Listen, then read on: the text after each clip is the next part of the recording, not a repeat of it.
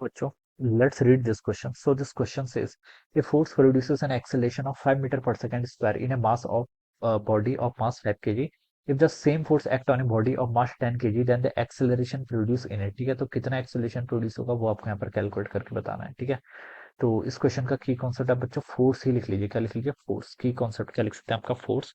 Force would be the key concept of this question. Alright, देखिए बच्चों, force को हम कैसे डिफाइन करते हैं? फोर्स होता है आपका, देखिए, मास टाइम्स एक्सेलरेशन के इक्वल. कितना होता है आपका? Mass times acceleration.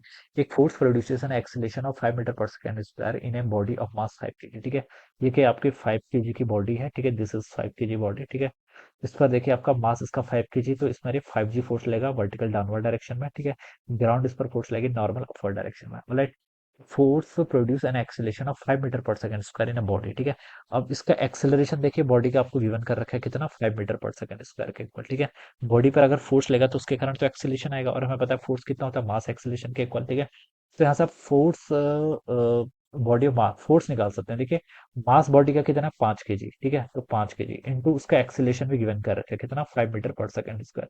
तो यहाँ से आपका फोर्स का मैग्नीट्यूड आ जाएगा. ठीक है, तो बच्चों फोर्स का मैग्नीट्यूड कितना आ गया? 5 इंटू 5 यानी कि 25 न्यूटन के इक्वल. ठीक है, 25 न्यूटन का तो बच्चों यहाँ पर फोर्स लग रहा है. तो बोला गया कि if the same force act on a body और मास 10 केजी, 10 केजी के बॉडी पर लगता है, तब कितना एक्सेलरेशन आएगी. ठीक है, अगर 10 केजी के बॉडी पर लगता है तो उस बार आपका एक्सेलरेशन मान लीजिए ए टू के इक्वल है. ए टू कितना होगा? फोर्स डिवाइडेड बाय मास के इक्वल.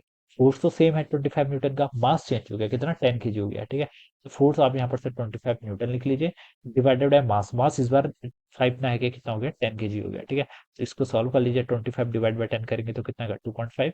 और एक्सीलेशन की यूनिट जाएगी metre per second square.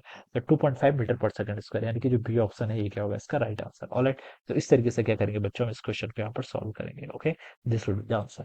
So I hope you all understood this concept. All the best and thank you so much.